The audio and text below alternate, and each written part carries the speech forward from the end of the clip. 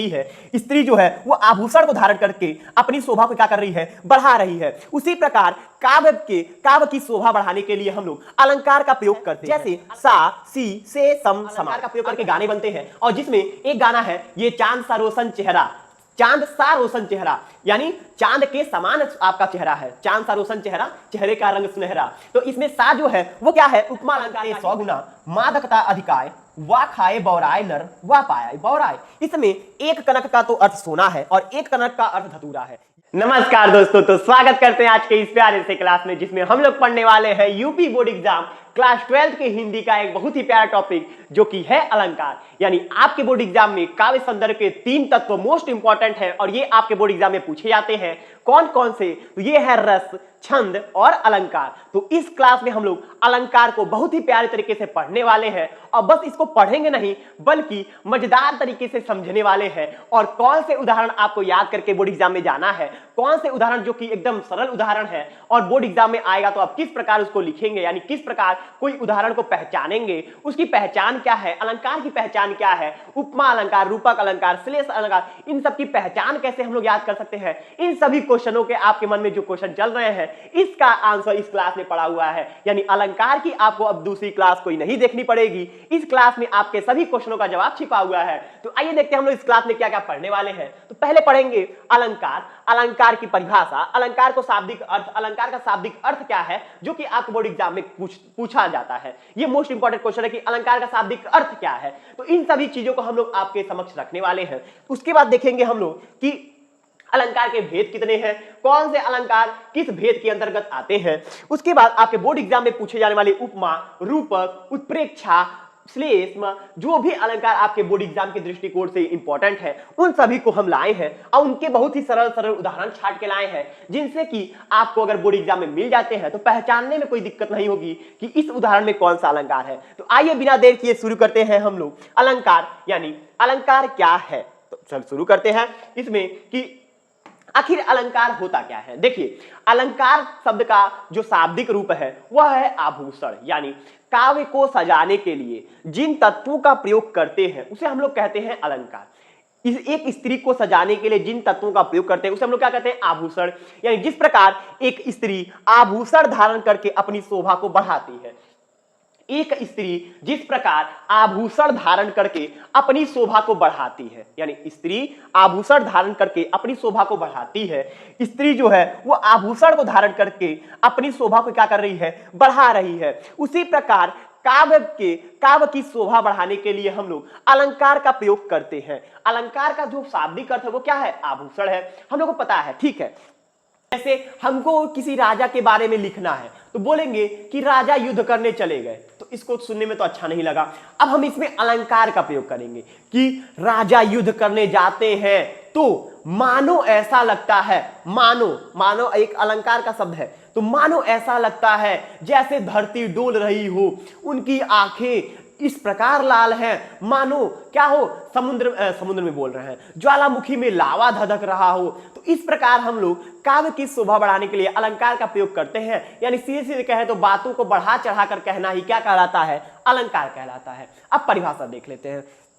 परिभाषा क्या है, काव्य की शोभा या सुंदरता बढ़ाने वाले तत्वों को अलंकार कहते हैं। स्त्री की शोभा बढ़ाने वाले तत्वों को आभूषण कहते हैं और काव्य की शोभा बढ़ाने वाले तत्वों को अलंकार कहते हैं।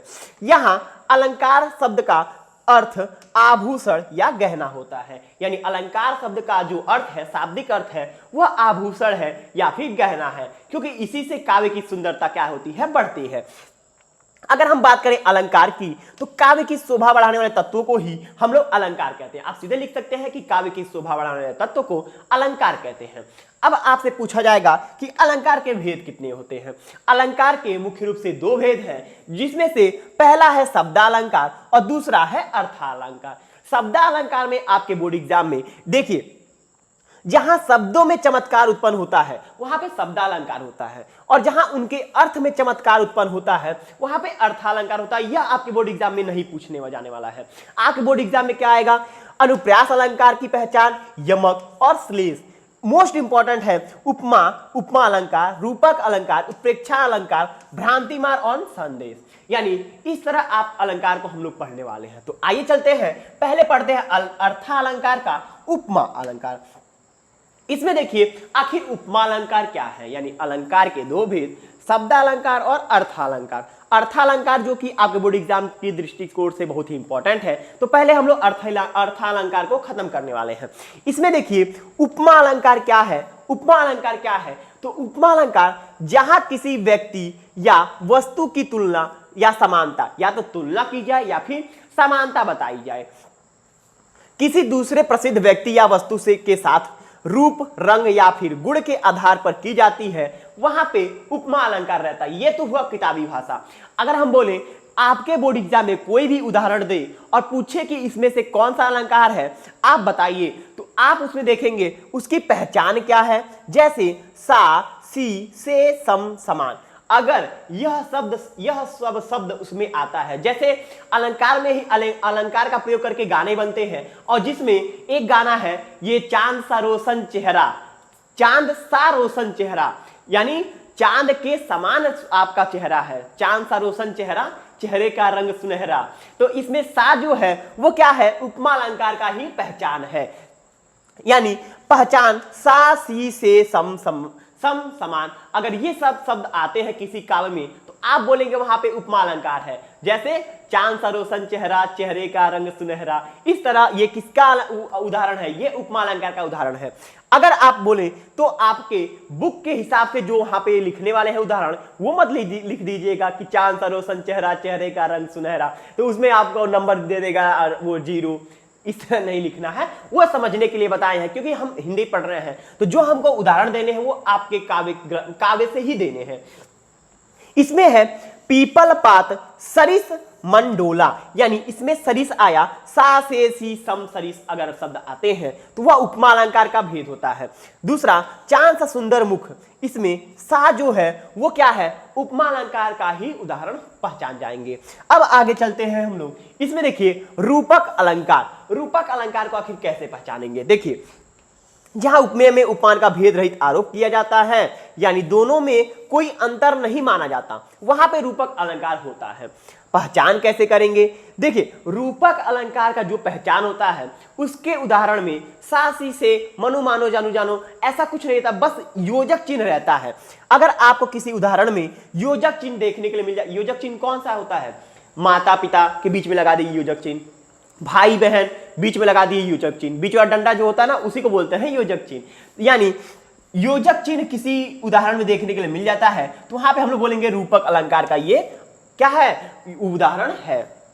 यानी योजक चिन्ह का प्रयोग अक्सर होता रहता है किसमें, रूपक अलंकार में। जैसे मैया मैं तो चंद्र खिलौनो लय हो, यानी मुझे तो चंद्रमा के जैसा ही खिलौना चाहिए। संत सरोज सब हर से लोचन भृंग, यहाँ पे संत और सरोज यानी कमल, इन दोनों के बीच में क्या है, योजक चिन्ह है, इसलिए हम लोग बोलेंगे, ज्यादा दिमाग नहीं लगाएंगे, इसलिए बोलेंगे कि इसमें रूपक अलंकार है। आगे चलते हैं हम लोग। आपके बोर्ड एग्जाम की दृष्टि से उत्प्रेक्षा अलंकार भी मोस्ट इंपॉर्टेंट है, इसको भी आप तैयार करके जाएंगे। यानी उत्प्रेक्षा अलंकार वहां होता है जहां उपमेय में उपमान की संभावना की जाए। संभावना की जाए मतलब मानो ऐसा हो गया, मानो वैसा हो गया, राजा युद्ध करने जाते हैं, मानो धरती जो है वो डोलने लगी, वो तीर चलाते हैं तो मानो कि इंद्र का जो सिंहासन है वो डोलने लगा। इस तरह से मनु मानो जनु जानो का प्रयोग होता है, वहां पे उत्प्रेक्षा अलंकार होता है। पहचान मनो, मानो, मनु, जनु, जानो, मनहु, जनहु आदि शब्द आएंगे। इसका उदाहरण देख लेते हैं। सिर फट गया उसका वहीं, मानो अरुण रंग का घड़ा हो, यानी उसका सिर फट गया और ऐसा लगा कि मानो लाल रंग का कोई घड़ा फट गया हो, इतना खून निकला, मानो ऐसा फट गया हो।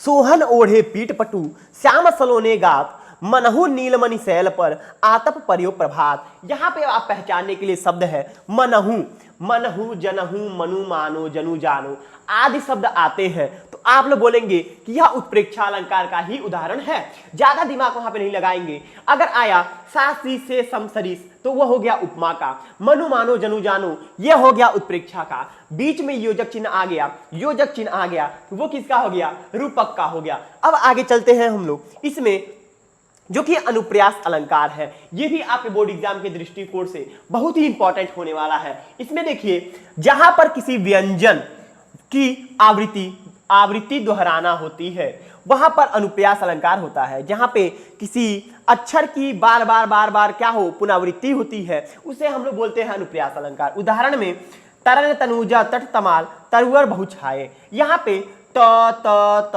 त त यानी एक ही वर्ण की आवृत्ति बार बार हुई है, इसलिए हम लोग बोलेंगे कि अनुप्रास अलंकार वहां पे होगा।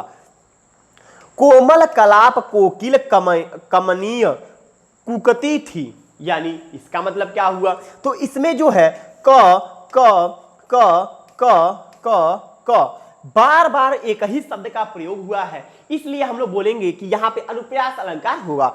आगे देखते हैं, रघुपति राघव राजा राम र र र र र र र र र, यानी यहाँ पे जो है वहां पे भी अनुप्रास अलंकार होगा। क्यों? क्योंकि वर्णों की आवृत्ति हुई है। तो इस तरह से अगर आपको अलंकार समझ में आ रहा होगा तो हमारे चैनल पे नए हैं तो क्लास को लाइक करिए और चैनल को सब्सक्राइब जरूर करिएगा, ताकि हमको भी कुछ प्रोत्साहन मिल सके कि हाँ, हम भी आप तक पहुंच पा रहे हैं, हम अपनी बातों को आपके दिमाग में बैठा पा रहे हैं। आगे चलते हैं, इसमें यमक अलंकार। यमक अलंकार क्या है? यमक अलंकार ही बहुत ही इंपॉर्टेंट है और इसके उदाहरण आपके बोर्ड एग्जाम में देखने के लिए जरूर मिलते हैं। तो इसमें देखिए, जब एक ही शब्द दो या दो से अधिक बार आए पर हर बार अर्थ अलग अलग हो जाए तो वहां पे यमक अलंकार होता है। यमक में समझ लीजिए नमक एक बार डाले तो स्वाद अलग रहेगा और फिर नमक दोबारा डाल दिए तो स्वाद अलग अलग हो जाएगा। यानी एक ही शब्द एक से अधिक बार आए लेकिन उसका अर्थ जो है वो बदल जाता है। जैसे अगर बोले कनक कनक ते 100 गुना मादकता अधिकाय वा खाए बौराए नर वा पाए बौराए, इसमें एक कनक का तो अर्थ सोना है और एक कनक का अर्थ धतूरा है। यानी कनक कनक ते 100 गुनी मादकता अधिकाय, अगर कनक सोना किसी को मिल जाता है, ज्यादा मिल जाए तो वह पागल हो जाता है, और अगर कोई धतूरा ज्यादा खा ले तो वो भी पागल हो जाता है। अब यहाँ पे कनक कनक शब्द एक ही है लेकिन इसका अर्थ क्या है, अलग अलग है। यहाँ पे काली घटा का घमंड घटा, इसमें एक घटा, काली घटा का मतलब क्या हुआ, काली घटा छा गई, इसको क्या बोलते हैं, बादल को, बादल काली घटा, यानी यहाँ पे घटा का मतलब हुआ बादल का घमंड घटा। घमंड घटने का मतलब, घमंड जो है वो घटा यानी कम होना, एक घटा का मतलब हुआ बादल और एक घटा का अर्थ हुआ क्या, कम होना। अगर शब्द तो एक ही है लेकिन इस्तेमाल के हिसाब से यानी उसका क्या, प्रयोग के हिसाब से अर्थ बदल जाता है, इसलिए हम बोल सकते हैं कि यहाँ पे रूपक यानी यमक अलंकार मौजूद है। अब आगे चलते हैं श्लेष अलंकार, और यह है लास्ट अलंकार जो कि मोस्ट इंपॉर्टेंट है आपके बोर्ड एग्जाम की दृष्टि से। जब किसी काव्य में एक ही शब्द का प्रयोग एक से एक बार किया जाए, शब्द उस यमक अलंकार में एक ही शब्द दो बार आ रहे थे और दोनों में उनका अर्थ अलग अलग था, लेकिन श्लेष अलंकार में शब्द एक ही बार आएगा और उसका अर्थ बदल जाएगा। जैसे इसमें उदाहरण में, रहीमन पानी राखिए बिन पानी सब सून पानी गए न उभरे मोती मानुष चून, यानी यहां पानी शब्द एक ही बार आया है लेकिन इनके तीन अलग अलग अर्थ होते हैं। पहला पानी का अर्थ चमक, सम्मान और जल निकलते हैं, यानी एक ही पानी के कई अर्थ हैं, इसलिए यहाँ पे श्लेष अलंकार है। इसका एक और उदाहरण है कि भिखारन को देख पट देत बार बार, एक पट देत बार बार, पट का मतलब क्या हुआ, पट देत बार बार यानी पट दे रहा है, तो एक पट का अर्थ हुआ कपड़ा और एक पट का हुआ किवाड़, यानी भिखारी को देख के या तो किवाड़ बार बार बंद कर दे रहा है या फिर उसको कपड़े दान कर रहा है। तो इस तरह हमने अलंकार को बहुत ही प्यारे तरीके से समझा है और इससे सीधे सीधे जो क्वेश्चन है वो आपके बोर्ड एग्जाम में पूछे जाने वाले हैं। तो आशा करते हैं ये क्लास आपको बहुत ही प्यारी लगी होगी। तो ऐसी सी और क्लास पाने के लिए हमारे चैनल को सब्सक्राइब करें और क्लास को लाइक करें और अपने दोस्तों के पास इस क्लास को जरूर शेयर करें, जिससे कि उनकी भी अलंकार सीखने में मदद हो सके। तो आगे मिलते हैं एक नई क्लास में, तब तक के लिए धन्यवाद।